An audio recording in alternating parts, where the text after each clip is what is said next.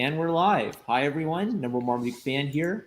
We've been having fun behind the scenes, talking about AI art, all kind art and ethics, everything. And it's time to talk about some comics. I'll introduce everybody, and you can say hi and tell us a little bit about what you do. My first guest is Alice Snow, Hello. and you're taking commissions currently, correct? Yeah. And you're on Twitter and Instagram. Mhm. And rapidly changing his profile pic is one positive man. Okay, now what are some I of might the change that too. what are some of these mysterious AI samplings we're getting for your profile pic? I don't know. I can't settle on a profile, and the trouble is AI makes it so easy to change. It just gets kind of addictive after a while. Yeah, I should just pick something and settle on it. But is it Saitama or is it Lex Luthor? well, Who it knows? was it was originally my original idea was to have My Hero Academia characters like Deku or something wearing Saitama's Opie hoodie, his iconic Opie hoodie. But as I explained in the pregame show, Yeah, it's an unfortunate word choice. Yeah, if you're trying to get AI art unfortunately, out of that. Yeah. Opie happens to mean several different things, and if you know what I'm talking about, you can probably guess what's been happening. So, Yeah. I haven't really been able to realize my idea as I did brilliantly in the last one, the Trigun Stampede, like that one worked out really well. I Yeah. got a lot of good images out of that one, and of course the previous ones. But yeah, I'll just pick something. AI is struggling to come up with a connection between One Punch Man and My Hero Academia. It can't seem to make those Yeah, I mean two ideas jive. it can do it, but it's just it can't quite reach my vision, if that makes any sense. But I'll keep at it. Yep. So. And we have artist and illustrator Spyro Shertigal.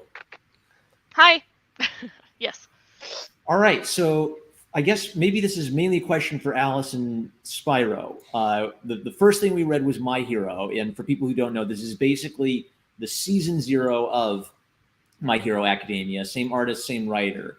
Published as a one-shot before he started serializing My Hero Academia in Shonen Jump comics. So maybe can we just start with general thoughts? General observations? Was it cool? Was it weird? Did you like it? Did you not like it? What do you Spyro, why don't you start us off? What did you think overall? Yeah. I liked seeing how his style has definitely evolved, because since this is earlier on, it's a very interesting style. Large foreheads. But I think I enjoyed it. I liked the message that it was trying to send. That, and it's very similar to what I've seen for our normal My Hero Academia messages, is that you can be a hero no matter what, and how, no matter what you're doing, whether that be as a salaryman, just like making people's days, or actual hero work as Deku is doing. So it's kind of cool. I Yeah, liked it.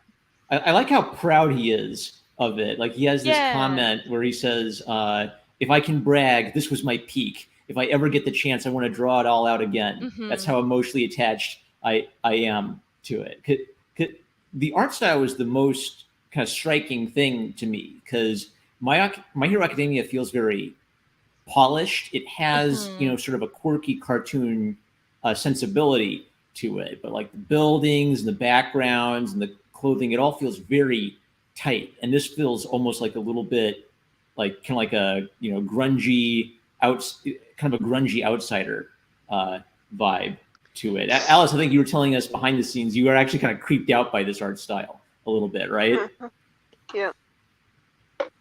It's interesting how I guess Jaku Midoriya instead of Deku Midoriya. Apparently, his name is a pun where Jaku is kind of like like a trembling sound effect. So Deku Midoriya has that kind of like little bit of a weirdo, school kid kind of vibe, and Jakku is sort of he's very emaciated, he's sickly, and he spit. He has weak lungs.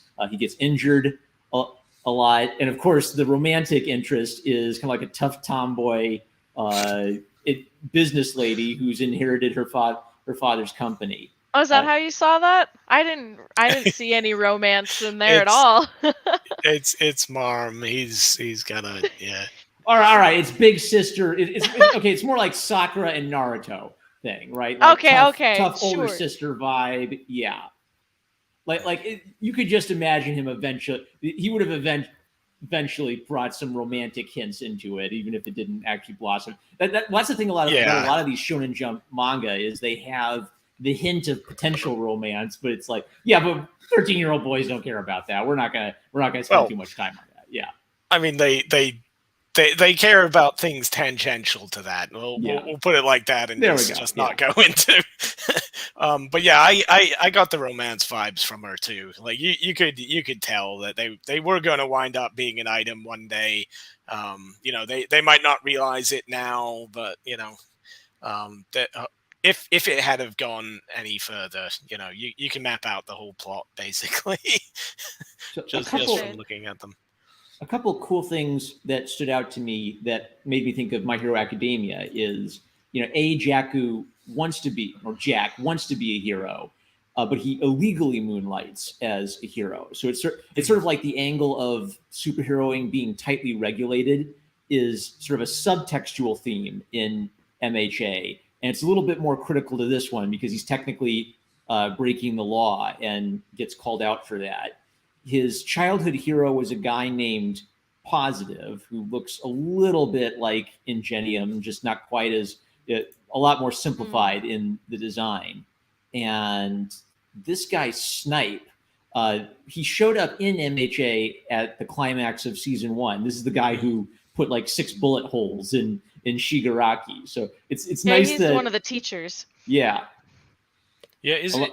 What was it actually that guy though? Like is that supposed to be the same character or what's the deal there? I think it's a recycled design. So I'm pretty sure that this isn't considered canon to MHA. It's considered its own thing before things get revamped. But of course, if you've got a good superhero design, might as well, bring it back and work it in, right? But it is the same name, so yeah. So it could be that, yeah. Very similar design, same name. Does he have a bad neck in MHA? Not that I'm aware of. So maybe they haven't really gone further into him yet. They never get into him. He's kind of like one of the teachers, one of the about him, and you know what he does because of Deku writing about him in the books, but he's not like forefront.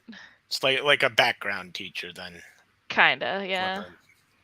He once accidentally elbowed the Gakure in the boob.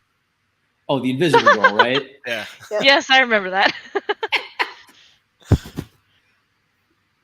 I also liked how there's still like an element of Jack Midoriya being a fanboy. Like he wrote a fan letter to Positive as a kid, and his letter had the question, do you think can a kid like me become a hero like you one day? So he has the same question to his sort of mentor figure. I guess My Hero, the chapter 0, it just feels like a tighter short story version of what MHA would be. We get all the themes of like someone who's not a natural born hero who wants to become a hero, meets his mentor, meets the kid he admired as a kid, and gets to show his hero traits. But then it kind of ends in this interesting point where it's not really clear if he's still going to keep moonlighting as a superhero. He kind of like gets a chance to chat with his hero Positive, and the send-off seems to be like he's actually a hero as a salaryman. He can be a hero right where he is,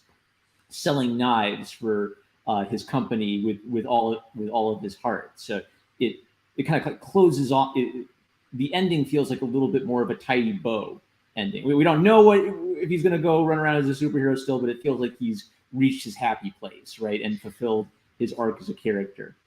I think I like it better with an ending that he's not like a considered a pro hero or anything like that, because I think it pushes that um that idea more, that it's like, yeah, everybody has limitations, and yeah, what sometimes we have ideals of what we wish we could be, but maybe that's not what we're here for. That's not what we're meant to be. So I kind of like that he ends up being just knowing that he's a hero to other people because of his job, and he does it with all his heart, you know? Yeah. I think that's a Yeah, better narrative. unlike Learn what to settle. All Might did in the first episode, I think, with Deku. Where All Might recognizes Midoriya's heroic traits without Yeah. Midoriya having a superpower. Yeah. Oh, and Before that, also and when he afterwards saved too. when he saved Deku from the sludge hill. Mhm. Remember? Yep. On the Yeah. rooftop? Yeah. Like- he saved it. He saved Deku. Then Deku kind of like asked for the autograph, and he grabbed onto All Might by accident. And that's why Deku went flying through the air with All Might. Yeah, he had a chance to meet his hero before he had an opportunity to kind of like show, before Deku had an opportunity to show his courage to All Might. And something else that I'm thinking about too now, that it just clicked. I don't know how far did you get in My Hero now? Are you like finished? Or I'm still at like season 3. okay. I will try to say it in a not spoilery way, but I think it's really relevant. There's a point after All Might is, feeling like, I'm just this scrawny guy. I'm not the awesome hero anymore.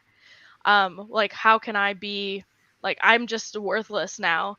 And I think what's really nice about this comic is it's kind of coming back around for what My Hero is dealing with right now, is where All Might's realizing he can still be the hero without having to be a big burly man that can punch people. He's now realizing that he's a hero for his caring Yeah.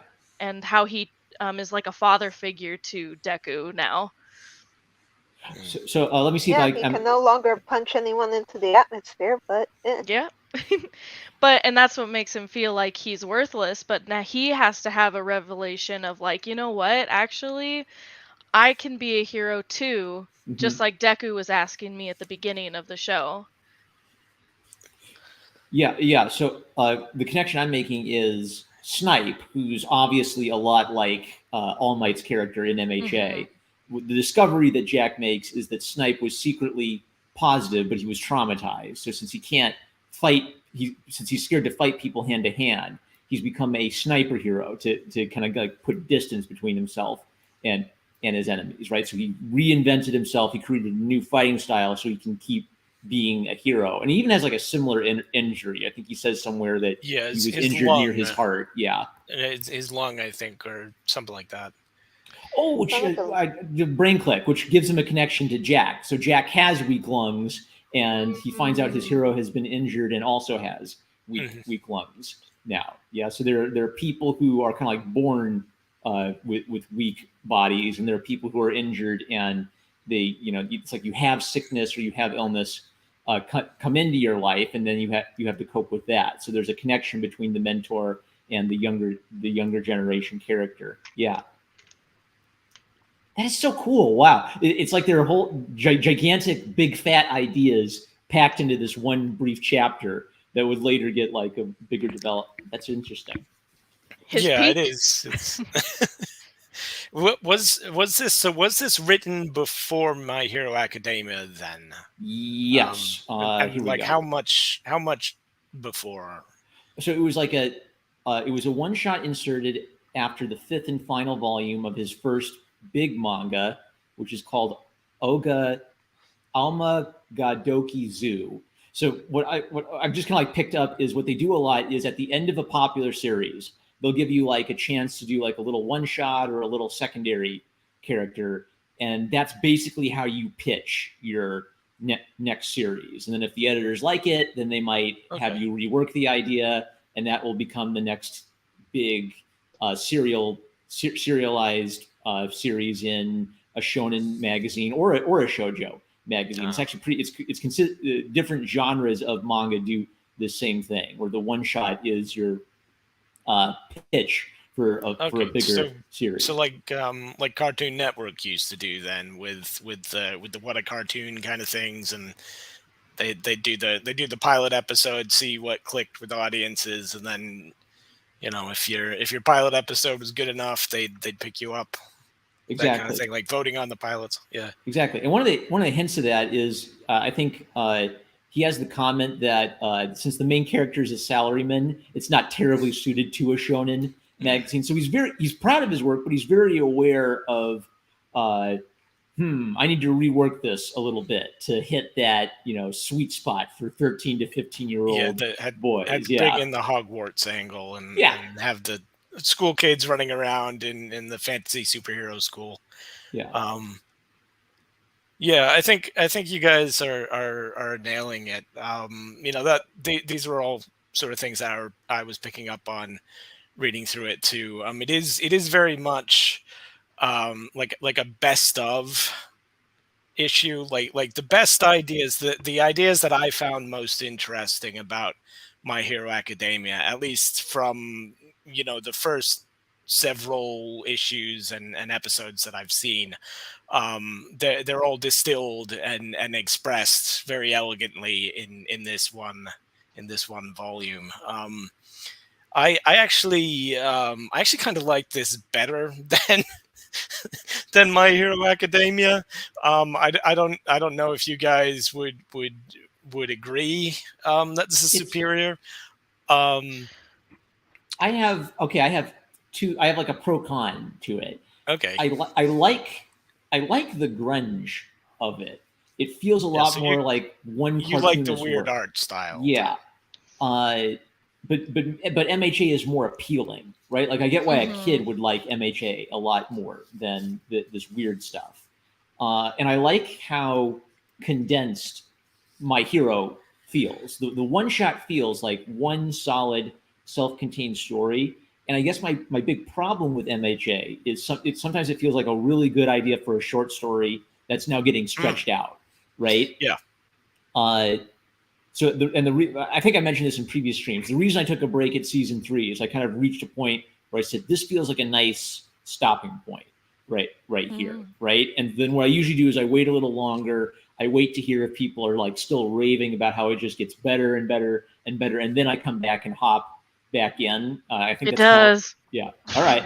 Which is what I did with One Piece, right? You'll reach a good stopping point on One Piece. You'll hear people still raving like mad about 10,000 episodes into One Piece. It's still good. Really? Okay. Wait, it's still going? It's still going. What? It's been going since the 90s. Oh, that's been going since I was a kid. What the hell? Yeah. The man doesn't sleep. I think he's produced like 17,000 pages of comic art for One Piece. It's insane. All right.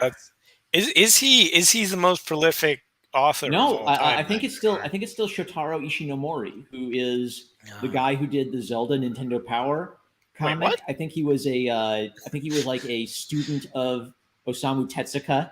Okay. So he did like Tezuka stuff for that studio, or at least a peer of Tezuka's. Yeah. Okay. But apparently, at least in the 2000s, he was still like the record holder for highest number of comic pages produced over the course of a lifetime. Sorry, when you said that, I got really panicky for a minute because I thought you were saying that the Legend of Zelda Nintendo Power comic is now like the most prolific. Oh, not by a long shot. That artist. I was like, oh my god. Yeah.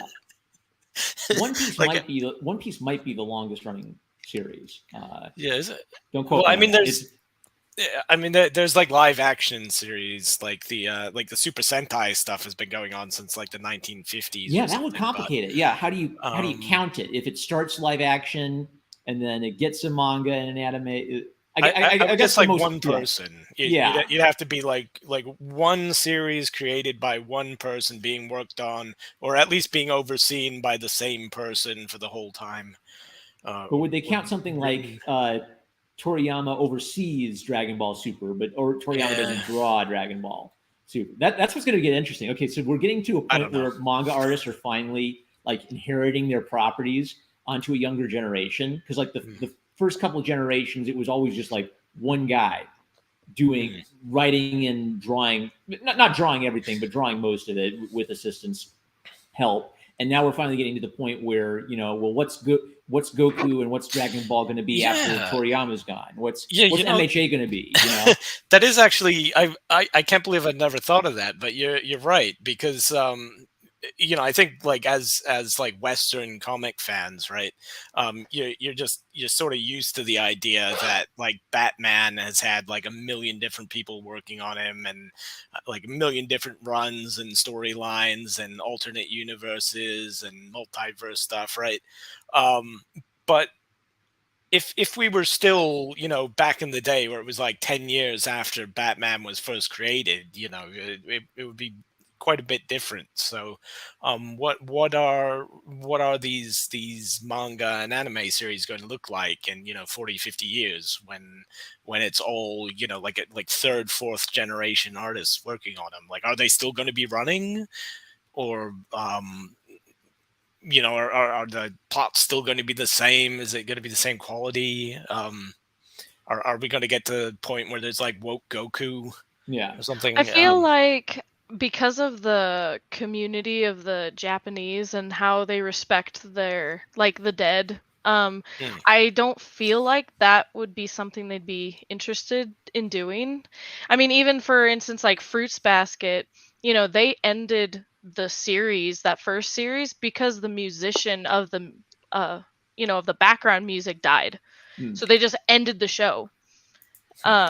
And so something tells me that there's definitely also a difference between the cultures of like, yeah, Western comics and manga, because I feel like the Western people are more like, oh wow, we got this great character, let's see how much money we can make off of them. You know, here, let's get a bunch of artists drawing new alternate universes, yeah, for like Batman. Versus I feel like you don't see as much of that money mongering in Japanese. Now, granted, there are definitely sometimes you do see that, where like, say for instance, Death Note, the creators wanted to end Death Note after like what would be considered the halfway point, but their illustrators are like, or the people of Shonen Jump, they told them, no, keep going, this is so good, you know, and they wanted more, and that's the only reason why there was like a whole other section with like Near and Mellow and all that stuff. That wasn't actually supposed to be part of it. Yeah. So I just find I don't think that they would do stuff like that. Okay. But the American market might change that. Like True. if Dragon Ball is insanely popular in the United States, like it's pretty Mexico, clear that Mexican market. Yeah. But I still think, love it. Yeah, I mean, no, that is so true. I'm also thinking too, because like, say for instance, all like the Boruto and Yashahime and all these like sequels to these really great shows. I think that they were created, at least though, with the approval and, you know, by the original creators too, is that they're like, hey, we really liked your story, can we continue it with their children or something? And he's like, yes, you may, you know. Now what's weird is Japan also has that whole doujin culture where it's totally cool to make manga out of pre-existing characters, and even everybody can do their own thing. Yeah. Doesn't matter. IP doesn't matter. They're like, you liked this ship? We got it right here. Yeah. I mean, it's a little bit, it's not entirely legal, but it's definitely not, you know, entirely illegal either. It's one of those things where they just kind of let it happen. And a lot of like serious like corporate manga artists will do dojins on the side too. So yeah, you know, I like that approach. But I was gonna say maybe something like Doraemon, but I'm actually looking up Doraemon right now on the Doraemon wiki. Now I know that's like an insanely popular like elementary kid, and it's like some blue robot thing, right? you never really see it in the United States, but if you go to Japan, he is like the most popular anime character of all time. And Manga that's another character one of all that's been going on. That's another one that's been going on for like ever, Well, right? Like, well, no, actually, because that's as Oh, I she know was who that saying is. it, I Yeah. was looking this up, and it looks like the first run was from January of 1970 until June of 1996. okay. So the first guy he did it and then he stopped, and then they kind of had some spin-offs through the early 2000s, but they haven't done anything new since 2014, So I okay, in guess. 2014 they redid the anime, right? Because there's like an old 80s Um, anime or something. yeah, they did a Doraemon Plus manga starting in 2005, running until 2014, and they did some other spin-off mangas, like a couple other ones, but the most recent spin-off Doraemon manga runs all ended in 2014. So since 2014, they haven't really made anything new. I'm sure they still make merchandise and things. He's still a very popular, like kind of a Garfield sort of setup. Yeah. Mhm. I guess he's like a robot cat that, little kids. He runs around with little kids and does magical things with them. But yeah, Why does that Hilarious also hijinks sound like ensue. a not safe for work sort of thing? no, well, actually, that's weird because I don't think I've ever seen a not safe for work um, Doraemon art, and I mean, I haven't looked for it, but you'd think that you'd stumble upon it at least Rule accidentally, 34. but yeah, I don't. I mean, I'm sure it's out there. I'm But not the saying but it's the out there, series but it's. itself is in that sort of strict elementary Oh age yeah, range. Yeah. yeah. Which I is mean, probably why it's so universal. Yeah. yeah. I mean, some of the humor is a bit like it wouldn't pass muster in the United States, but it is very definitely like it's for school kids. Um, it's made, yeah, made for little kids. Okay, but your point is that they aren't like running that series into the ground. They're not making Yeah, 60,000 new Doraemon apparently, comics yeah, every day. Yeah. apparently not. Apparently they've stopped. I mean, they are, they have tons and tons and tons of merchandise for Doraemon. Like he is like Garfield used to be, right? Mm. Where But yeah, the Garfield phones and the Garfield window suction yeah, cups. Yeah. Doraemon everything. I But had a Garfield even sleeping bag. Yes. yeah, even still, they're playing it classier than Garfield did. So yeah, I guess you're right, Spyro. That is surprising. I was gonna spring Doraemon and be like, aha, but but no, it looks like you were right. Actually, oh god, okay. Before I forget, because Marm, before we went on this tangent, you were making you were talking about My Hero, right? Yeah, and so I my think it point was. is like, what's weird about My Hero is you can just totally imagine. You could totally imagine if they like contracted Um, Western, if they thought of My Hero in a Western style, then they basically made up like 40 characters who could have their own series or have oh their yeah, own movies, right? no, there So was. Yeah, there was something else too that you were talking about. Like even before that, before the tangent, we were. What the hell were we? was I talking about like okay? Was I still? Is that when I was talking about like the moral themes of the story of my Hero, and I was talking about like the legacy aspect, or was I talking about Oh industry stuff? yeah, no, I think it was. I think it was the idea that the story just naturally wrapped itself up, right? Yeah. Because Okay. that Yeah. A that's what story with that's what yeah. initially started this, yeah. Because it was like its own little self-contained story, and that actually kind of gets to I think the biggest thing for me with this My Hero Zero. What? It was just It's not yeah. It Academia. was just called My It's Hero, just and My Hero. I'm informally calling it Season 0 of Okay, MHA. Yeah, but its that's real fine. name is just My Hero. Period. I'll go with Season 0 then, Yeah. just because it's a little less dumb than My Hero Zero. Yeah. Um, but yeah, I've Like because Yu-Gi-Oh. Yeah. yeah, Or Schoolhouse Rock. Perfect. yeah. Well, we were talking about there were Yu-Gi-Oh connections too, right? Oh yeah, With okay. So Yu-Gi-Oh something I and mentioned. oh, So wait, no, this was behind the scenes, yeah. Okay. But Yu-Gi-Oh had a Season 0 that is Yes. infamously darker and completely different than the famous Yu-Gi-Oh Yes. series that we all got. Yeah. Yes. I get excited. I have the mangas. Yeah, I was not even aware of that. I mean, I've seen Yu-Gi-Oh! Obviously, everyone's seen it, Yeah, but Yami wants to just play games to kill people. That's just all he yeah, wanted. that sounds pretty dark. I mean, it sounds like it would have worked pretty well. But I probably would have stuck with Yu-Gi-Oh! Longer into my edgelord phase if it was like that. But um, I don't know. Yeah. Anyways, the idea of this self-contained story about somebody who's not a hero, but still manages to do heroic things, and how do they learn to do the heroic things, and how do they cope with not being a hero, and how does that heroism manifest in the absence of powers? Um, and because I'm sure I've mentioned this in other streams, because I mention this all the time. The idea of like Kick-Ass and the boys, right? Um, you guys have heard me ranting about this before, right?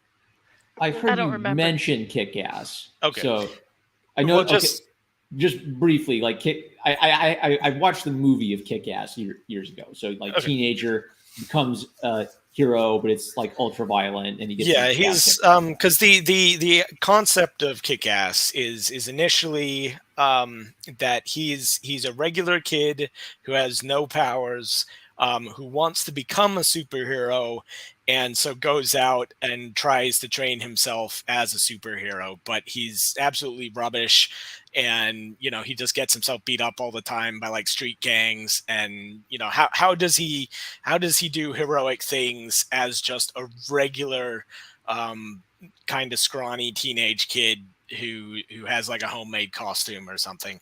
And the boys was the premise of the boys is it's a world filled with like corporate superheroes, right? Tightly regulated corporate superheroes, similar to like a My Hero Academia or One Punch Man. But these superheroes are douchebags, and a group of regular humans get get beef with these superheroes, right? Like I'm not going to get into spoilers, but for a variety of reasons, these humans decide that they want to go and start murdering superheroes. Um, but they're regular people, so how do they deal with like Superman and the Flash and Aquaman and stuff when you're just like a guy who mops up floors or something? Yeah. So if My Hero is about if it's a short story about the man with no superpowers Yeah. trying to be a hero, the boys and Kick-Ass are variations on the superhero world, but people without superhero powers play an important role. How do people without superhero powers cope in a world with superpowers, and how are they able to rise to challenges and be heroic in the absence of superpowers? And the trouble, the trouble with Kick-Ass and the boys has a lot of problems. um, but the main problem, I think, is the that central idea is really good and really interesting and really compelling in both cases. It's something that grabs my attention, and I'm like, yeah, I wanna find out how this works. And the thing is, in both cases, it doesn't work.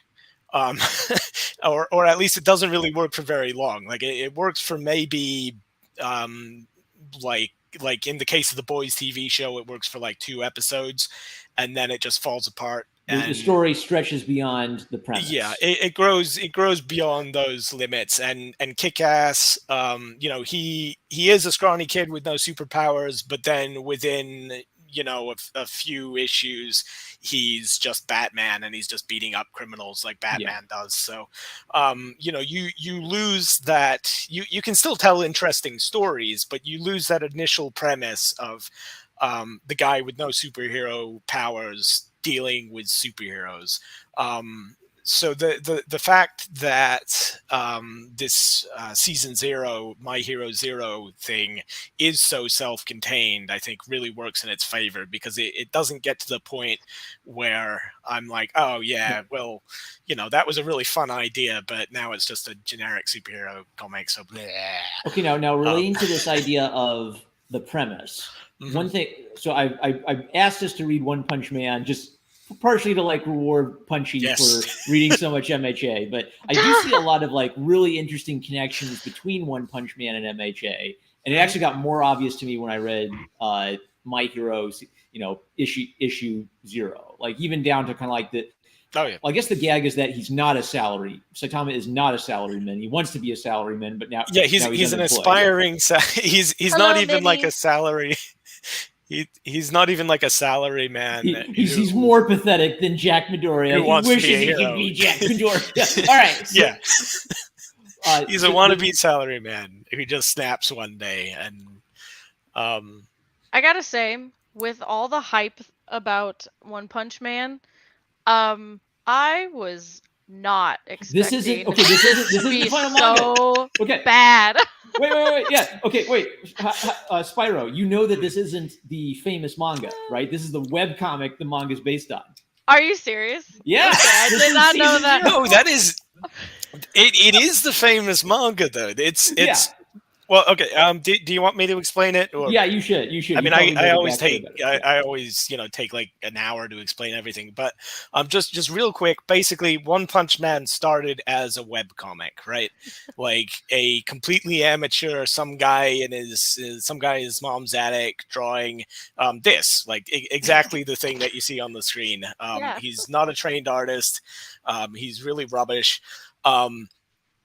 He was a really good writer though. He had really interesting ideas, and people resonated with the ideas in his comics. So One Punch Man, the webcomic, eventually got this big cult following, and it kept getting bigger and bigger. It was oh god, like Sluggy Freelance, maybe like if Sluggy Freelance was good, I don't know what's a popular webcomic these days, but What's the idea that it's not necessarily about the art, it's just how good the story is. yeah, Yeah. they really liked the story, and the art was kind of like an ironic thing, like or like Tails Got Trolled, right? Like Marmaduke really likes Tails Got Trolled, which is a notorious comic about Tails from Sonic the Hedgehog, and Right. it's very poorly drawn and it's bizarre, but the writing winds up being really interesting, so people resonate with it,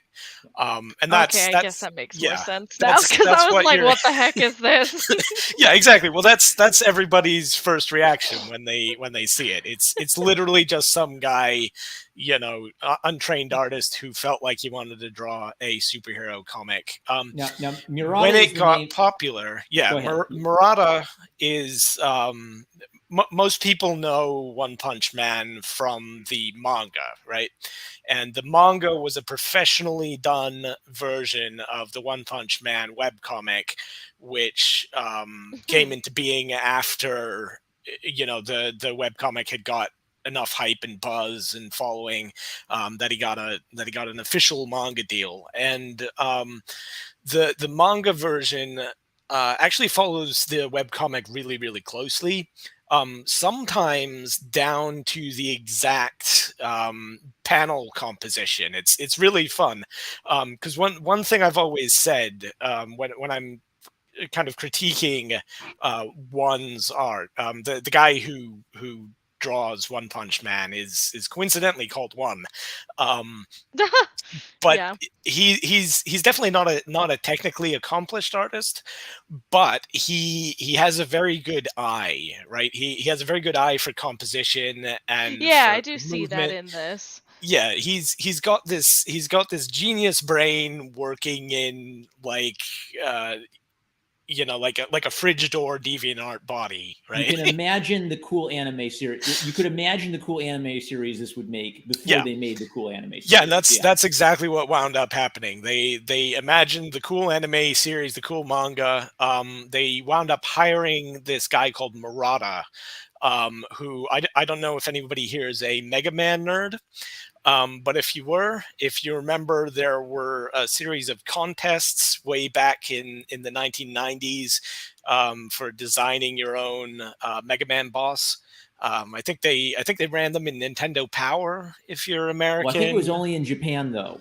well, yeah, it was mostly in Japan. I don't know if they did accept some American Okay. designs, but the real winners, like the guys who actually got their designs into the game were like Japanese kids, and the Japanese kid who won the most, I think he won like 3 or 4 times or something, was Murata. He's an absolutely brilliant artist. He's one of my favorite mangakas, and I don't know if Marm, do you happen to have any examples Of Murata's art, I'll have Yeah. to make a new window and grab a few. Okay, yeah. I mean, Here, if you've got I'll them, put but this isn't Murata, this is one, so I'll just put some of one stuff on the Yeah. screen while I grab some. And actually, Murata art. because interestingly enough, one has gotten a lot better too. Because he's still doing the web comic.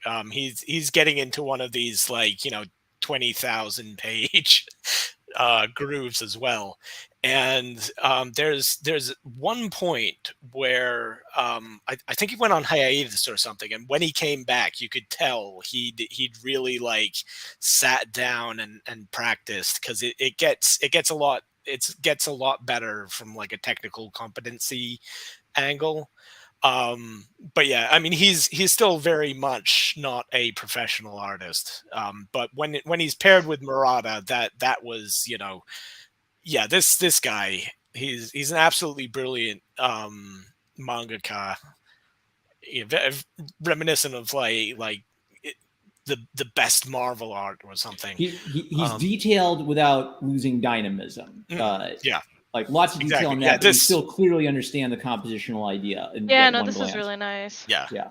He's great. So you combine like these really fun storylines and like compositional ideas of one with the art from Mega Man Capcom video game famous Murata, and Yeah. the manga got really popular. Now, something Murata does that I really appreciated is when he does a comedy beat in the manga adaptation, he actually imitates one style. So it's kind of like when Saitama is Ugly being Saitama. goofy. Yeah, Saitama will There you have go. that. Yeah, there we go. So he'll change his style to something more like the webcomic just for that beat, and then That's go back funny. to his detailed style. Yeah. So Yeah. it's I a can really I can strange see how that's why it got pretty popular. I know that it was the comedy aspect that people really liked about One Punch Man.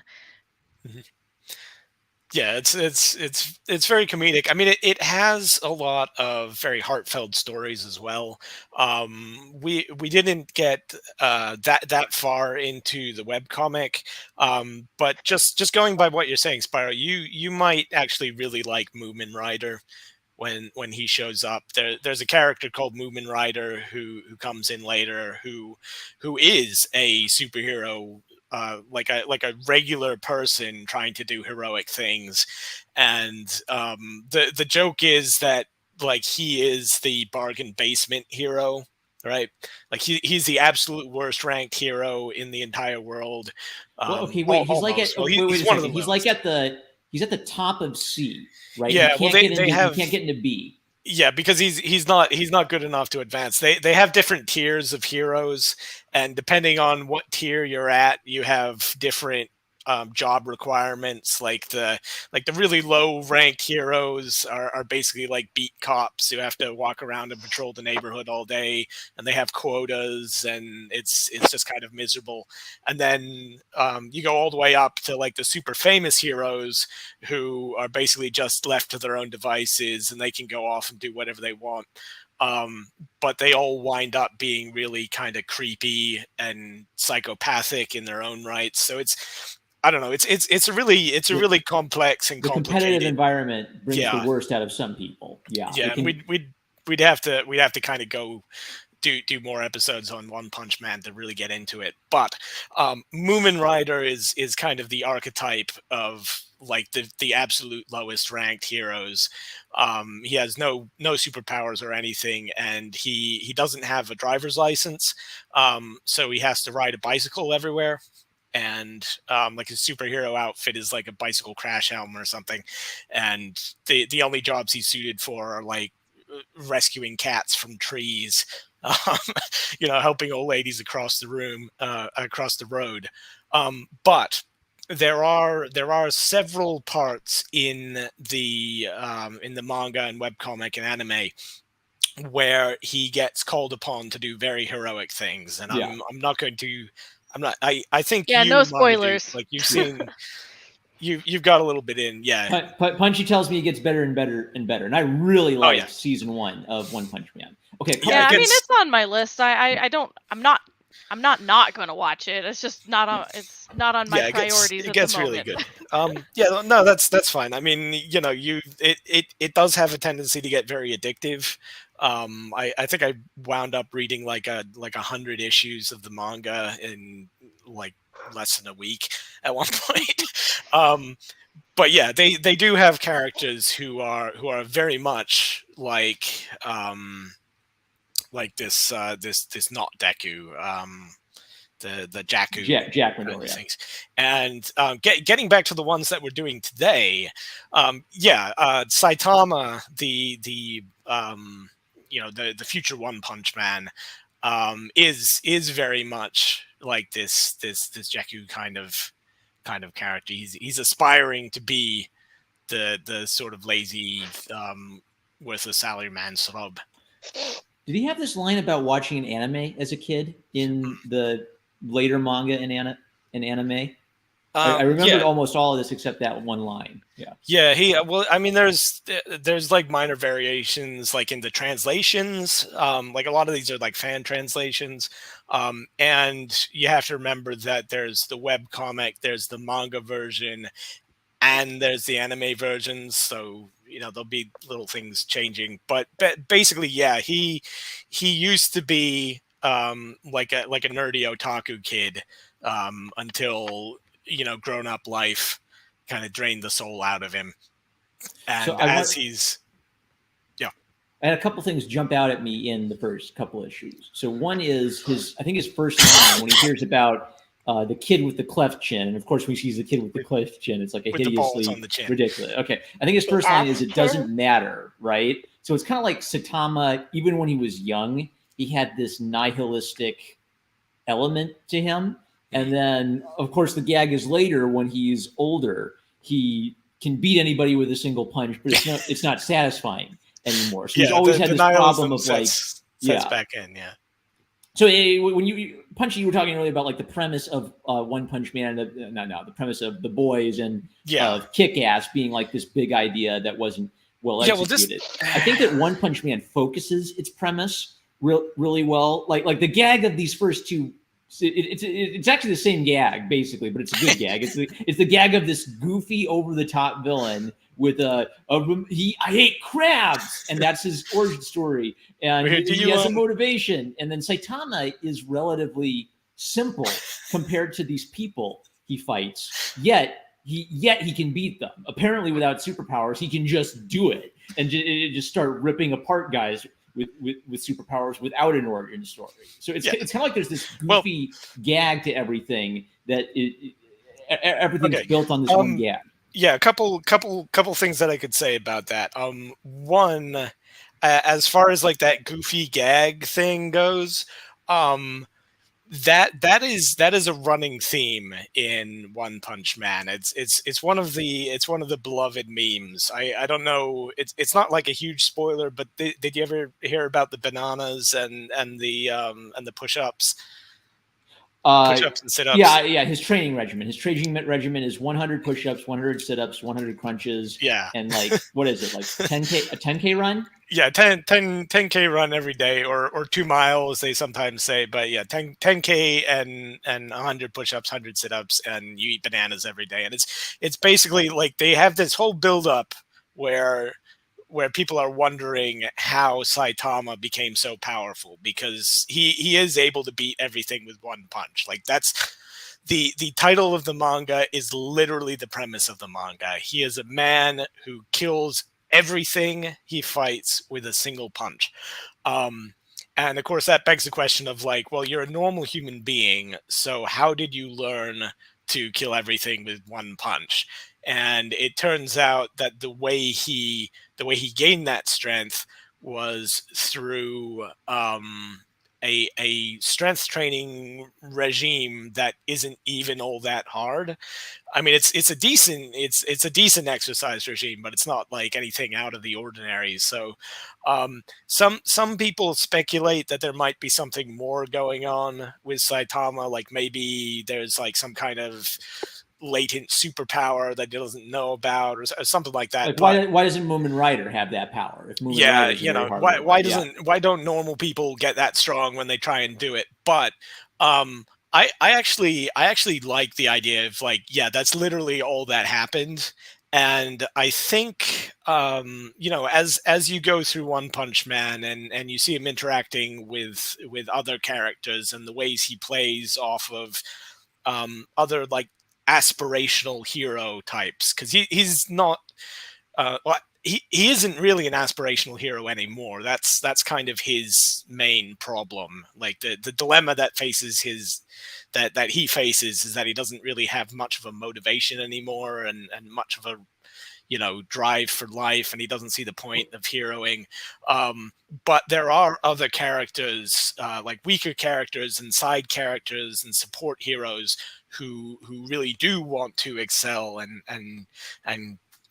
become superheroes in their own rights, and the way Saitama plays off of them, it does seem to hint at the idea of, yeah, you can also become a One Punch Man. Just go out there and train and do push-ups and sit-ups, and you'll be all right. um the thing with the premise, how to keep the premise going is a major problem, though. Hey, bec- do you think anyone could actually do that exercise regime in oh real yeah, life? Yeah. in real life, yeah, you can definitely do that. I mean, I wouldn't do it personally because I'm lazy. But yeah, there are definitely people who do that, and there are people who do way more than that too, right? Like The Rock or something. He's gonna be doing way more than that. But You can do Deku's strength exercises that All yeah, Might gave him, the All American American Dream Plan. Nerds have actually like zoomed in on the panel and yeah, figured this is all it was this is all stuff nerds can do. yeah. Um, It's a achievable but incredibly difficult bodybuilding regime for You just have to Deku. have a lot of self-control. Yeah. yeah, and that's basically it. And that I don't know. I don't want to get too ahead of myself. I've got my own theories and theses about One Punch Man, but just sticking for right now with the premise, right? Um, because the first time I heard about One Punch Man, the first thing I thought was, wow, that sounds really boring, right? That's Like what I I don't. was worried. That's what I was worried about too. It's the Superman problem. How do you tell a story about Yeah, Superman if Superman can beat exactly. anybody? Yeah. And I Matt is not here, right? Like matriarchy Matt.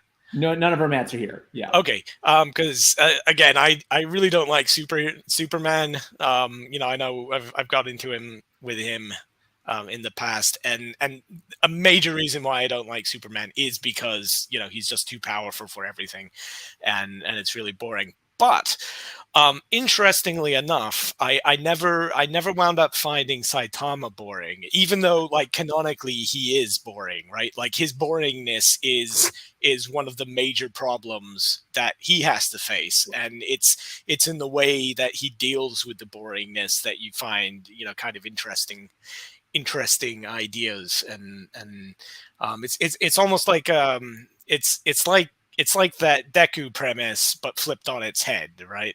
It's the polar opposite, but it It It's too winds up. sounds strong. more Yeah. like Yeah. you enjoy the fact that they don't take his perfection seriously versus Superman is way too Hmm. serious for its own good. Oh yeah, and that too.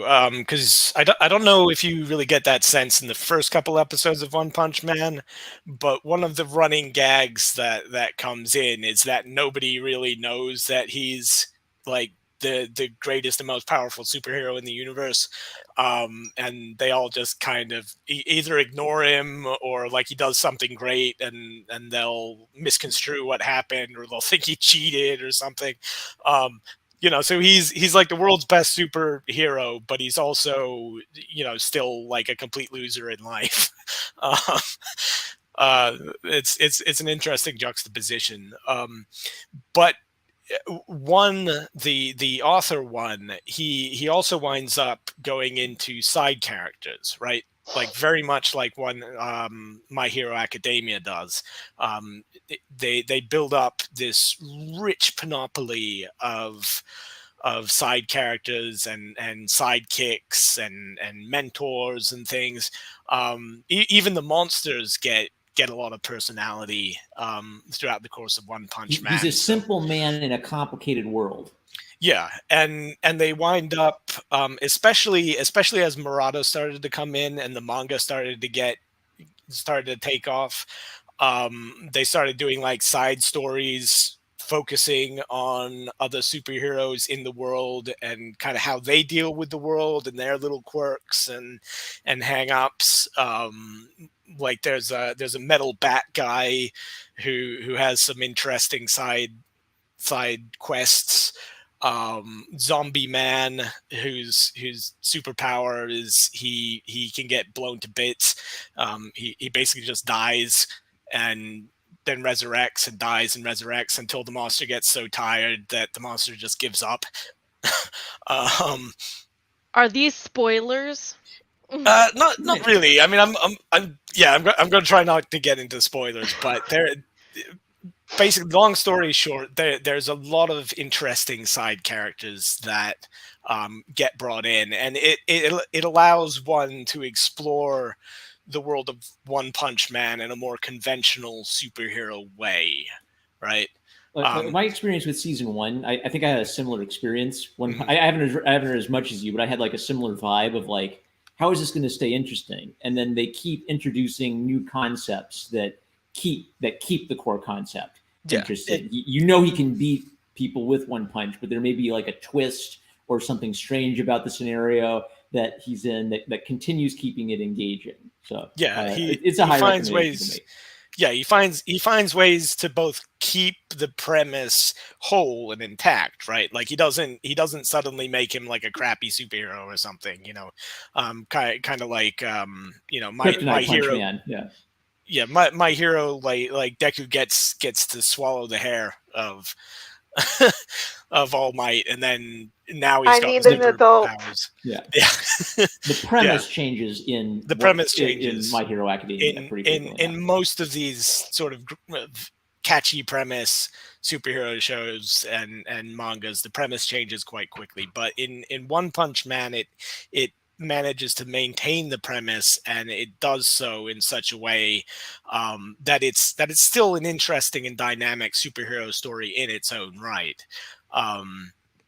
So yeah, that would be my kind of quick answer about the premise specifically in relation to all this other stuff we're going through. If that makes any sense. Okay, so here's a question I have, I guess, for the panel. Do you think it's more like everybody speculates? Did My Hero Academia rip off One Punch Man? So the reason I kind of like picked the webcomic and I picked the chapter 0 of My Hero is these would have been kind of like roughly in the same time period. I think My Hero would have come out maybe like a year or two after the One Punch Man webcomic. So do you see strong parallels, or do you think they are just totally completely different and distinctly their own thing?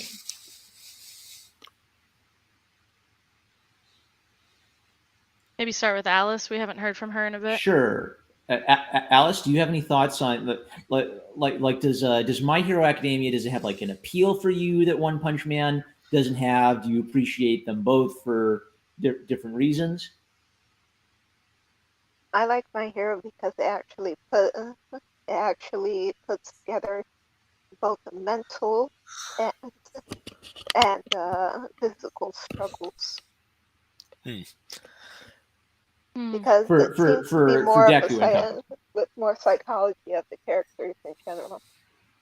Yeah, well, I mean, I think One Punch Man definitely does get deep into the psychology of the characters, especially as you go along. I know Alice hasn't got that far into it. She doesn't like One Punch Man very much. We're kind of a mixed household. My Hero Academia on her side of the room and One Punch Man on my side of the room. But yeah, I mean, she's okay with it, but you know, I think it would take a while for her to really get into it. And I don't believe, because I've asked her this before, and I don't believe, like, correct me if I'm wrong, but I don't believe that you think My Hero Academia was ripping off One Punch Man, right? Right. Like you think I don't. My I Hero feel Academia like he like the biggest connection I see is like kind of regular Joe salaryman who becomes a hero, but the Yeah.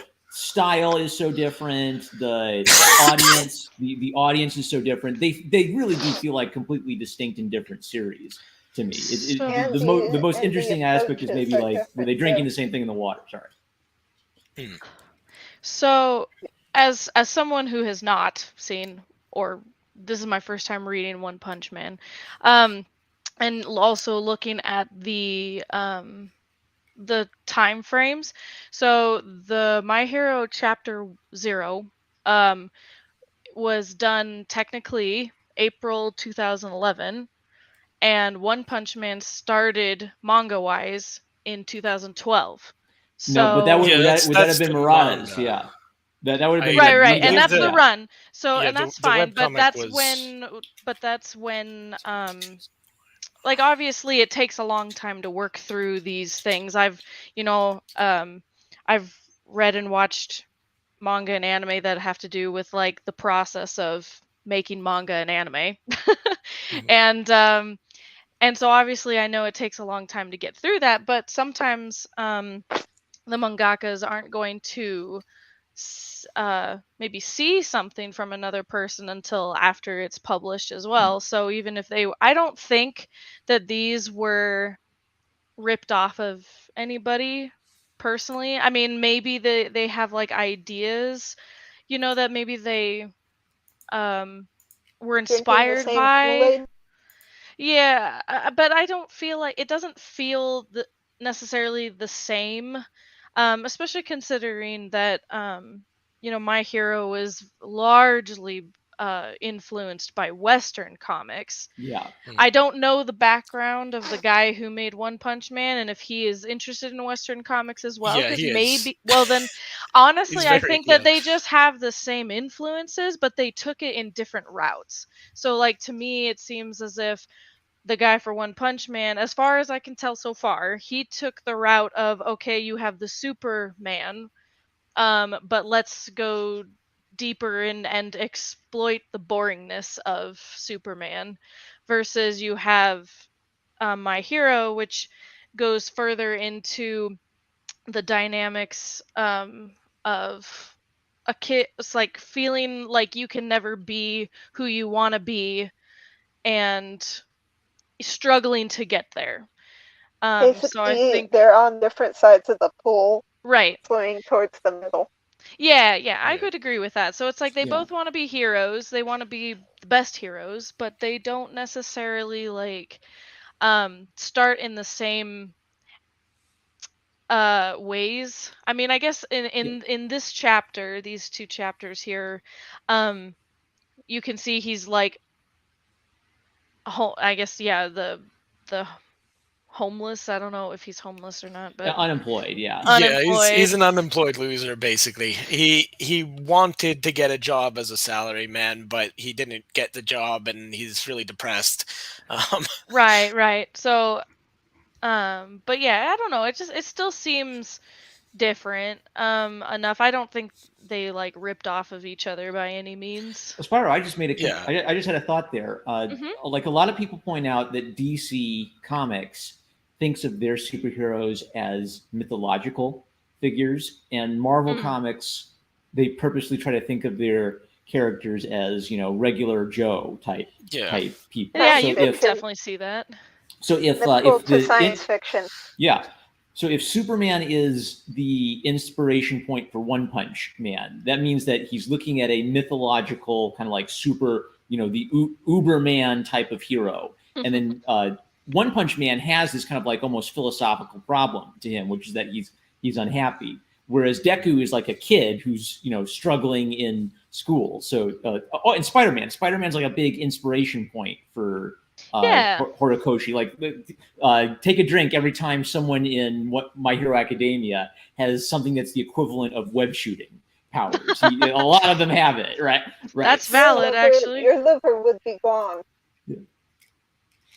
Yeah, he is. One is definitely a fan of Western comics, and it is very similar to the world that gets constructed in My Hero Academia and The Boys and all these other sort of postmodern superheroes as corporate entities type comics. The webcomic actually came out, I believe it was originally published in 2009. Like his website went up and started getting popular. So, I mean, it's definitely possible that My Hero Zero, they had read the webcomic or were aware of the webcomic. But I don't, I wouldn't say that it's ripped off. It is a very similar premise. But they approach the idea in very different ways. It's they're coming at the problem from opposite angles. One Punch Man is about the end of the journey, and My Hero Zero is about the beginning of the journey, which I guess also technically becomes the end because he decides not to become a superhero. But in My Hero, he doesn't. He doesn't become a superhero in My Hero Zero. He doesn't become a superhero.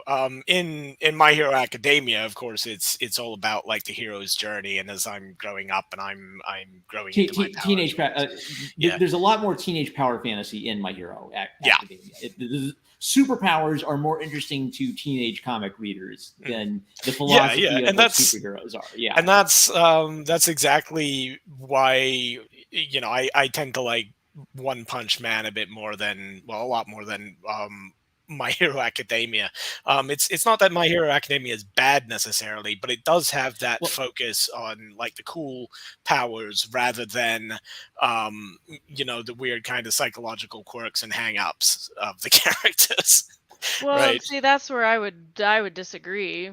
Because that was the whole thing with Deku's book, is he's talking about like this is the character's power and this is their weakness, and even there's whole training arcs based on like throughout the school time they're learning how to develop like their powers and get through their weaknesses and getting better, and that's what pops up all the time. No, I'm not saying like weaknesses and powers. I mean like that focus on the actual mechanics of the superheroes, right? Like the My Hero Academia does have that, like, because teenage boys do, like they really like the mechanics of superpowers and how do you beat people up. And the thing is, One Punch Man also has like mechanics of superpowers, and they have like the cool little they actually have one character who's a supervillain who's one of those like I'm reading the books and learning all the moves as a superheroes nerds. He's basically like evil Deku. But what I find most interesting about One Punch Man is the stuff that's not even related to their superpowers, right? It's things like King playing video games with Saitama in his apartment. Saitama getting absolutely devastated in the middle of a fight with a villain, and why is it? It's because he's forgot to go to the grocery store and now it's closed, and he has all these coupons that have expired now, which is a big deal for Saitama. That's which is a big deal for him. It's not kryptonite. His weakness is coupons. All right, let me see if I can tie some of the thoughts I've heard together. So something Alice said behind the scenes that kind of stuck with me is I think, Alice, you said something like one of the things you didn't like about One Punch Man is like the powers are kind of weird, and so one positive, man, something you're saying is that you think there's less emphasis on the mechanics of superheroics in One Punch Man, and more emphasis on the strange premise of this character. I find that stuff more interesting in One Punch Man, is what I'd say. There is, I would say that there is more of an emphasis on that kind of stuff in One Punch Man. Yes, there definitely is a lot of like meaty superhero powers and cool punching people in the face stuff too. But in one, so the connection I'm thinking of is in My Hero Academia. It's trying to have us, even though there are goofy powers like Best Jeanist who can control, the fabric of genes. There are absurd powers in My Hero Academia, but it's kind of asking us to assume that these powers have like a logical function and take the fights seriously. Whereas in One Punch Man, it's saying, here's a joke premise. You can beat anyone in with one punch. How do I make that interesting in spite of an absolute joke premise, right? So it's sort of like, it's actually like it's defying superhero mechanics. It's funny that the superhero mechanics are weird in One Punch Man. Like it's a funny joke premise, but you learn pretty quick. I mean, even just on this page, it kind of sets up his hero's journey for the next 300 episodes. Basically, like his kryptonite is that he's an adult with no direction, right? Like that's his issue. That's his weakness, and like trying to figure out, and I've got some pretty strong opinions on what this is. I remember Alice and I actually attended a lecture on One Punch Man and Magic the Gathering given by Josh Scorcher, a Brony analyst. I've heard of Josh Scorcher. He was completely wrong. He completely misunderstood One Punch Man and Saitama, and I was really frustrated by it. But so spoilers, like I've got pretty strong opinions, and you gotta make a YouTube video essay and then just get into drama with him. Well, that's what I was actually thinking of. That's one of the reasons why I started doing streams with you and Right Geek, was because I wanted to do like video essays on why Josh Scorcher was wrong. And well, now you just need a PNG of you as like a furry character, crossing your arms and looking seriously and pointing emphatic. And you got to do one video where you start by saying, "Hey guys, we all know that Sonic had a rough transition into 3D. That's just a requirement of writing video essays." Yeah, but what other things were you going to talk about though, Marm? I think I got. Okay, I think I've had a chance to articulate kind of like my main thoughts. I don't think that MHA is a ripoff. I think they're doing their own different things. I kind of like the different things they're doing. I like MHA, but I do get the vibe that it's a younger audience in mind than One Punch Man. Yeah, so I basically one side is jumping in at the deep end, and the other one's starting at the shallow end. Yeah. Okay, I had a different kind of question for the panel, which is what's on your anime list recently? So I think it might be fun to kind of like what anything new coming out that's really clicking with you in the same way. Punchy, have you found anything new that you love as much as One Punch Man that's really striking you? Oh yeah, actually, well, I was going to say no, but there was something that I could rep, but you guys go first because it isn't actually anime. Okay.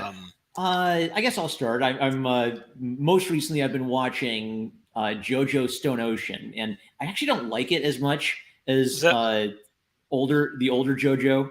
So that's part of the JoJo. Yeah, it's the first female.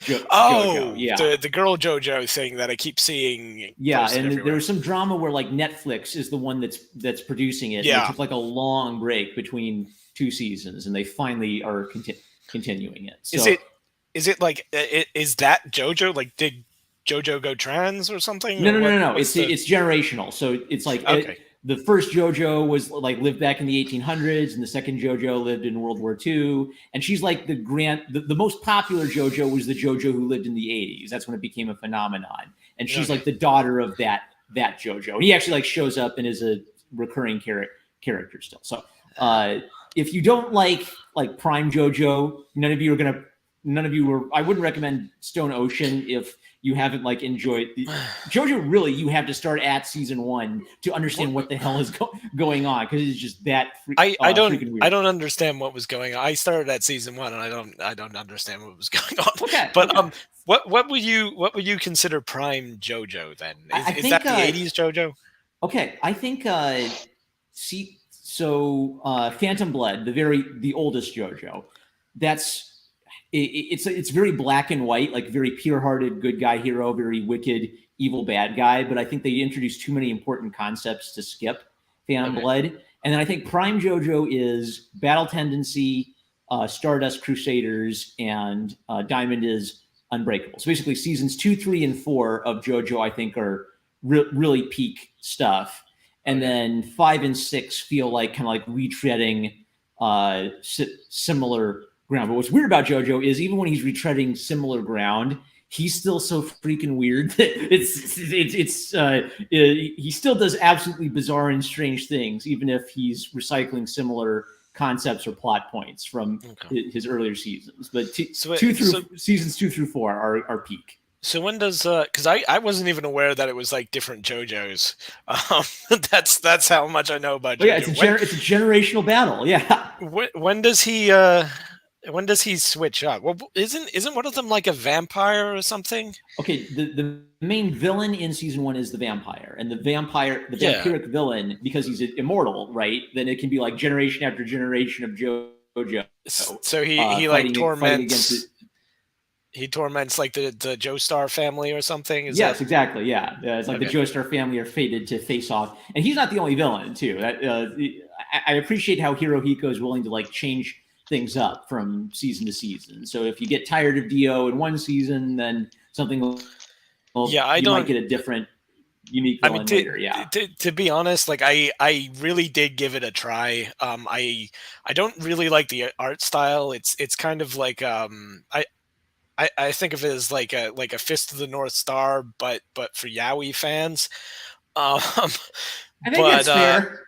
Yeah, if that makes any sense, but that's just every time I see it, that's what I think. But the killing the dog thing right in the first season. What? That was a spoiler. Yeah.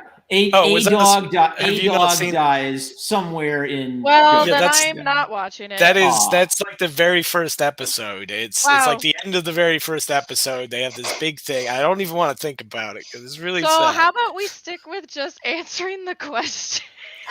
Yeah. Okay. Well, long story short, I'll have to maybe watch a little bit further then. Just to see if it's any good, but it's going to be difficult for me to try and follow your recommendation, Arm, because I am still upset about the dog. And you don't like John Wick either for the same reason, right? Do they at least, because that was Dio that killed the doggo, right? I will spoil this. Their justice is done for George the dog. That's one of the main driving forces in wanting to watch JoJo is watching that bastard have justice. Yeah, as long as he gets his comeuppance, because I was getting vibes like they were going to wind up becoming gay lovers or something. No. Okay. Yeah. The gay thing in JoJo is it's like a double subversion thing where it's everybody feels kind of gay, but they're all straight. So I don't know. Yeah. All right. So that was my big recommendation. Saying that you didn't like it, I thought you said. Is that you I love it. Like the new one you were talking about? Oh, okay, yeah. The new one, it just feels like Stone Ocean. It just kind of feels like we're doing the same. We're falling into the same pattern of weirdo. Oh no, there's a weirdo, creepy guy. They've got a weird, strange stand power. They've got to figure out the stand power. So the beauty of it is always there's a really inventive element. I think JoJo is kind of peak superpower. Right, because the superpower creates a puzzle, and the heroes have to figure out some ridiculous scientific solution to this magical puzzle. So that's consistently true across all of it.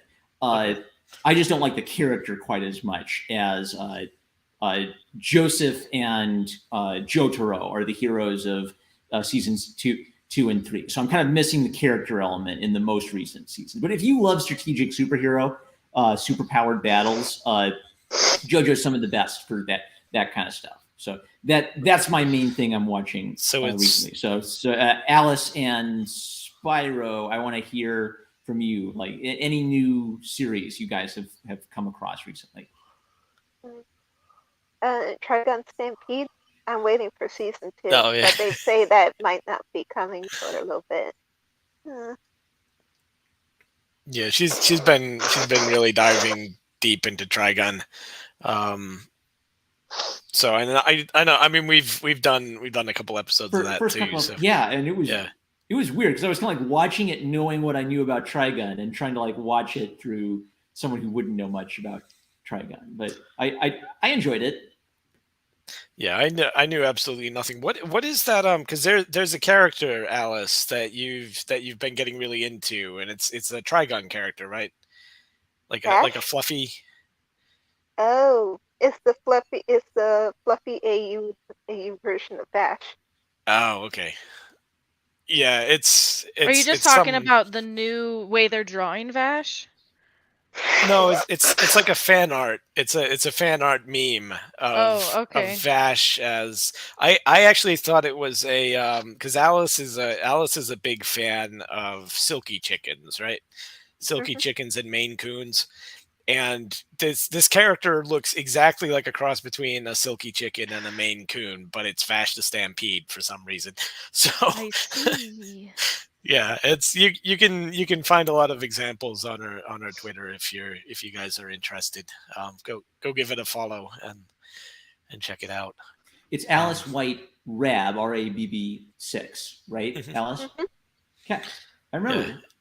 Yeah, and with Spyro, did you have one? I mean, when it comes to anime that I've been watching, I think some people might know my preference is to watch things that are finished. Though I guess My Hero, some people had me start that, and so now I'm intrigued. So, I would It's so the the newest. waiting that kills. Yeah, I hate the waiting, which is why I don't like Yeah. watching things that are not finished. But so I actually just finished. I had never seen it before, so it was my first time. I watched Inuyasha.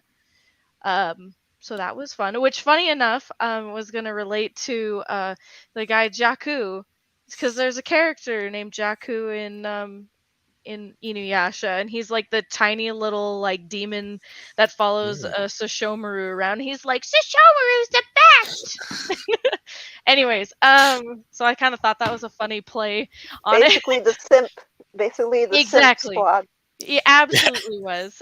So and let's see. So, but I would say like new anime wise, that yes, I got stuck watching and now I have to wait. Is that I really really like is Spy Family. Spy Family. Yes, I've been really enjoying that. It's it's, I guess, how would you consider it? It's kind of slightly slice of life, slightly I mean, it's about spies and assassins, definitely comedy. It's just really entertaining and really cute. Pretty wholesome. Um Mm. but at the same, but yeah, it's like I'm really excited for the second season that's coming out this fall. And then they got a movie that they just announced as well, so I'm pretty excited about that too. Oh, that's cool. Yeah, I have. Is it Spy X Family or Yes, Spy yeah, X Family. It's just Spy Family though when you say it out yeah? loud. Yeah. They okay. Yeah, I just pulled it up. I've never heard of it, but it looks Oh, like it looks like it's incredibly popular, and I think I've seen that dog somewhere before, so I've probably yeah. seen I've the seen that promos meme a for it. lot of like the girl saying, "Oh no, I dropped this totally cool drawing," and then people will just Photoshop Yeah, anything. yeah. Yeah. I didn't know what that was from, but yeah, So that looks quick cool. like synopsis, not synopsis, but just like premise is that, there's a guy named Twilight. He's a spy, very, very, very accomplished spy, and he has a new mission to help save. So this is kind of based off of like it's kind of in a European style thing, and some people were saying it's more like West and East Germany sort of stuff, because the idea is that there's like kind of war that might be starting between these two sides of this country, and so he's on the end where he has to like make sure that all of the everything goes well so that the country can reunite. And so what he was told is he needs to have a family go to the school so he can infiltrate it to get in with one of the students' dads, who's going to be the one that's like trying to bring on the war. So without spoilers, there's he just kind of has to he gets a family together so that he can do his job. It's really funny. I really enjoy it. And the girl Anya, I've Yes. had some of this spoiled for me through memes. So she's got like some kind of like mind reading powers, right? Yeah, well, I mean, honestly, you find that out in like episode 1. So, Okay. but yeah, what was funny, just like a little bit into it, it's like he comes to this orphanage and he's like, yeah, I need like your smartest kid, you know, because he needs her to like be able to get into this prestigious school. And this guy is like, oh yeah, I've got the best one here, right here for you. And he's like, I can finally get rid of this freak.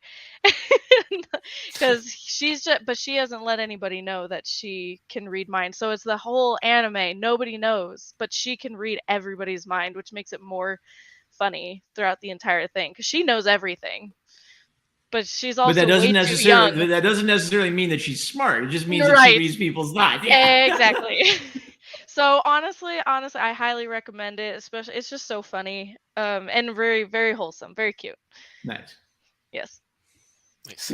Family, yeah. That's if you want to do something that's really amazing, popular, and cutting edge, do a story about a wholesome family and their little adventures. That's pretty based, actually. Yeah, that's very appropriate for the current year. Never seen it, but I'll put it on the list. Yeah. All right, so I guess that's me then. That leaves Yes. me. Yep. Okay. Well, in a similar vein, actually, the anime that I've been watching recently is the Beavis and Butthead revival. I don't know if you guys were familiar with Beavis and Butthead or with the current revival. I wasn't allowed to watch it, but I was about to say the same thing. Okay. I wasn't allowed. Yeah, that was for any of the Zoomers out there. That was the TV show that you really weren't allowed to watch back in the 1990s. It was That would very make us edgy and millennials. yeah. I lost brain cells watching it. Yeah, but the thing is, well, they had it was one of those generation defining TV shows, like for people that were allowed to watch it and all grew up with brain damage like myself. It was pretty great and pretty subversive. It actually wound up launching the career of Mike Judge, the Idiocracy and King of the Hill. King of the Hill guy. Yeah. And that's right. as like we've discussed, we actually did a show on Idiocracy at one point, and we've discussed King of the Hill, and King of the Hill is actually really wholesome. It's one of the most wholesome American animes or American cartoons. If you like Spy X Family, you will absolutely love King of the Hill. Yeah, you would love King of the Hill. I have heard that actually. Somebody at work was telling me about that, and I just never knew because it was like really? on. I mean, I lumped it in with like South Park, Family Guy, and I was like, it's probably the same thing. No, it's very different. I mean, it all came out in the same time, but it has a completely different vibe and take on things. It does kind of make fun. It pokes fun at like conservative Christian Texans, but it does so from a position of love, if that makes any sense. He's like a really good. He's kind of like a fuddy-duddy, but he's a really good dad. You know. He's weird things will happen. Weird kinky things will happen to him, but he's so innocent and so pure-hearted that like it'll just bounce right off him. Yeah, and he's not belittled either, right? Like he's not a Ned Flanders character who exists to be a foil to, Homer and Bart and their nihilism or anything. He's a genuinely good guy, and he is a bit of a fuddy-duddy and a stick in the mud, but he always pulls through for his family in the end. So Family Guy is actually, or not Family Guy, King of the Hill is actually really good if you're looking for like wholesome old entertainment, and you can binge watch the entire thing too. I actually Oh, is it have done that finished? in the past. Yeah, it's been finished for a while. It But Oh, was they're it, gonna revive shoot. King of the Hill now, aren't they? Are And he's they? gonna be like older. I didn't. I mean, they might. I didn't hear that, but they definitely did revive Beavis and Butthead though. So Beavis and Butthead, it actually wound up getting a revival in the early 2010s, I think, which was pretty awful. Nobody really liked it, and I've got some strong opinions as to why that is the case, because I went back through and I watched the whole thing, but I'm not going to get into it. The second revival just started like a year ago or so. They decided to make a couple more seasons, and it is actually really funny. It's uproariously funny. I don't think I've laughed as hard at anything in ages as I've laughed at the Beavis and Butthead revival. It is very subversive, and it's not that family friendly, but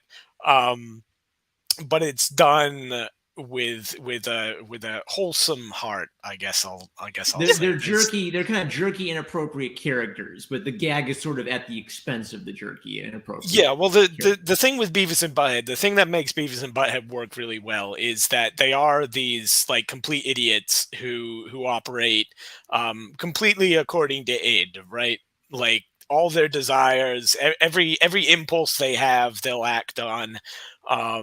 Every kind of base instinct they'll act on, and the world to them, the way they see the world is completely different from the way a normal person would see the world, right? So it becomes like a comedy of errors where Beavis and Butthead are placed into situations where they see the world in a completely skewed way, and a lot of the humor comes from this way that they misinterpret everything around them. And yeah, it's just it wound up being really funny. One of the drawbacks of the new Beavis and Butthead is there aren't any music videos really being produced anymore. I mean, there are, but it's not like it was in the 1990s when music videos were. MTV. Yeah, MTV was culture, a yeah. big thing, and the music videos were a major part of Beavis and Butthead back in the day. They used to they kind of invented the mystery science theater kind of thing, where you'll riff on something and make fun of it. I mean, you guys are familiar with misting, right? Yeah.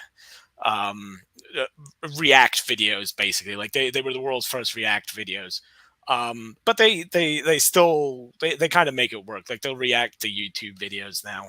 So if you guys, I mean, obviously you three don't watch Beavis and Butthead, so I guess not you. I'd be willing to give it. Like I love King of the Hill so much, I'm willing to give it a shot. Yeah, give it a shot. It is completely different from King of the Hill. There's actually a very Hank Hill kind of character, but the tone is completely different, and the characters are, yeah, it's a totally different experience. But I don't think it's not malicious. It's not a malicious kind of stupidity, if that makes any sense. Like in the way Darwin that like a Award? Family Guy is. Sorry, Darwin Award. Yeah, well, I mean, Darwin Awards are kind of mean spirited too. So, yeah, it's not like mean spirited. It is wildly inappropriate, but It's the kind of guys who could win a Darwin Award, but the spirit of the show Yeah. is not necessarily that same spirit. yeah, there are actually a couple episodes where they almost win a Darwin Award, but then they misinterpret what just happened to them. So like they think they went back in time or something, or they fell through like a time machine, or they went to hell and they're trying to find like all the heavy metal concerts in hell, and it's really just like a sewer they fell into, and just stupid things like that. But it is. The clip It's I fine. saw, so the clip I saw going around was they're in college, and then the professor explains what white privilege is, and then they think, Oh, oh, we have white privilege. That means we can do any bad thing we want and get away with it, and they immediately start doing that. Yeah. Oh, really? Yeah. I didn't. Is that from the new season? It's gotta Maybe be it's the new something. revival. Yeah. Yeah, maybe it's something that's unreleased, because I have not seen I have not seen that yet, but that definitely sounds like something they would deal with. It's believable for their characters. Yeah. And they Spyro, misinterpret things. Spyro got some hot breaking news for us. So the King of the Hill series was ordered in January 2023. Due to the time frame of the animation, it's expected maybe sometime in 2024. Okay, so I wasn't spreading fake news. No, no fake news over there. Yeah, so maybe like Mike Judge has just had a string of luck, and he's making stuff happen. But yeah, completely different shows, completely different vibe. I would recommend at least give Beavis and Butthead a chance for a few episodes. It may pleasantly surprise you, or it may completely gross you out and make you hate me and hate everything associated with it. Well, so even without ever watching it, I still have them as like a cultural reference point because other kids would reference them and imitate the voices. Yeah. So that would be cool. Like people would just quote. Okay, the same thing for The Simpsons. I wasn't allowed to watch The Simpsons, but people would quote The Simpsons at me so much I would get Simpsons memes and references. Yeah. Oh, okay. Yeah, I'm looking it up on YouTube. I haven't seen the white privilege clip yet, but like they've got like an unemployment clip on YouTube, which was a pretty funny one. The more unemployment, please. Like give that one a shot and see what you think, and let me just go through it. But yeah, so my recommendation is the Beavis and Butthead revival. All right, cool. In that case, I think I want to give everyone a chance to shout out their social media or any art or creative projects you're doing, and we'll call it a day. Spyro, will you start us off? Sure. As the name says, it's Spyro Shirtigal. You can find me on that anywhere. Twitter, Twitch, whatever have you.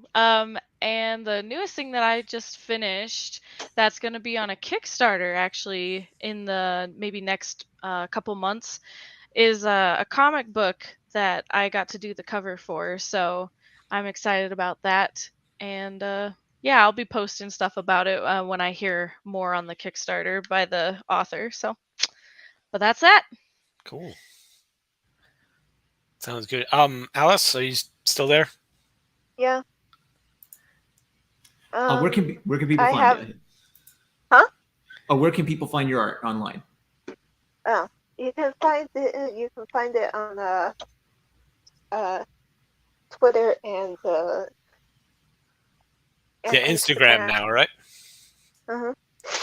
Yeah, and you've got your links on your Twitter, correct? So, and that's Alice White Rab 66. Yep. Right.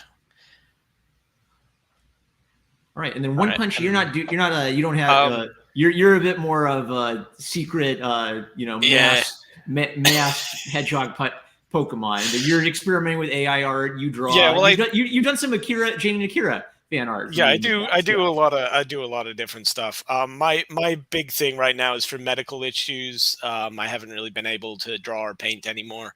Hopefully that will change. Assuming I don't die, I might get back into it. But for right now, if you're looking for art stuff, focus on Alice and Spyro and #1 Salaryman fan for right now. So. But Alice would have all my info if and when I get back into things or we do like projects together or something. But yeah, like a cool couple. You need a cool couple creative project or something. Yeah. You fight over MHA and One Punch Man. You've got to find a creative project that you unite over now. Yeah, like Spy X Family. Maybe that should be it. Yeah, we could. I mean, I'd be down for that if she wants to do it. Maybe we could go back through King of the Hill and Spy X Family and do something on that. Actually, talk about wholesome families. Yeah, maybe we could do like some wholesome family streams at some point. Yeah. Or like a Beavis and Butthead versus wholesome Beavis and Butthead versus Spy X Family and compare and contrast. Family values cast or whatever. Yeah. Yeah, well, it's kind of one thing, like just cycling back to Beavis and Butthead real quick. the Virgin and Chad memes, right? Yeah. That's become very popular in recent years. It's like a revival of the old Goofus and Gallant and Don't Do What Donnie Don't Does. Yeah. Right. It's a fun way of conveying morals and moralizing to young people. Like this is the kind of lifestyle you want to live, versus this is the kind of lifestyle where you're just a simp cuck and yeah, don't do this. Beavis and Butthead are very much the virgin, right? They are the archetypical incel virgins. Losers, yeah. So it's basically an entire TV show of don't do this, kids.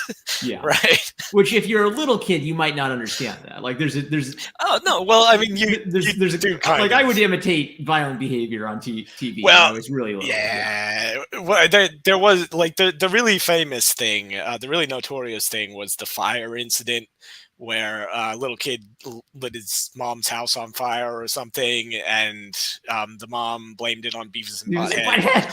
Yeah, and then they weren't allowed to say fire anymore on Beavis and Butthead.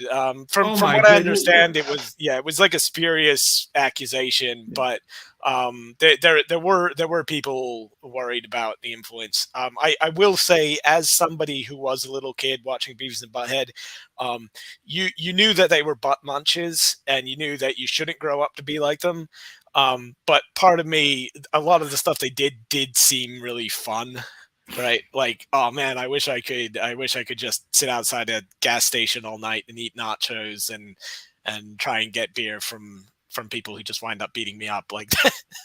Okay, well, did they ever do like the weird South Park thing where it's an X-rated premise but like a wholesome moral attached to it? Like the one I'm thinking of is they have a whole South Park episode where they do a bunch of violent stuff, and then the moral of the story is that parents should be more involved in what they let their kids watch on TV, right? Yeah, I mean they kind of do it. They aren't as Beavis and Butthead isn't as big into making like social commentary as South Park. Like South Park is basically just a bunch of libertarians venting about all the other crap that's going on in like Hollywood and stuff. And I love South Park too. I love it for that. But Beavis and Butthead is a very different vibe. It's literally just two dumbasses doing incel stuff that you don't want to do, and the humor derives from the way they misinterpret the world and get mixed up and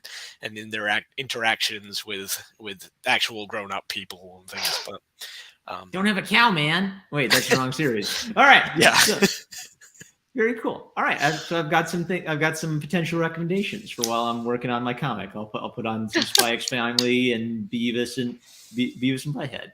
All righty, very cool. Thank you for joining me, everybody. I will update the description to get some links to your socials, and we'll be chatting behind the scenes about other cool anime and other things to chat about in the future. So. Thanks to everybody, and we will catch you later. Bye-bye. Bye. Bye.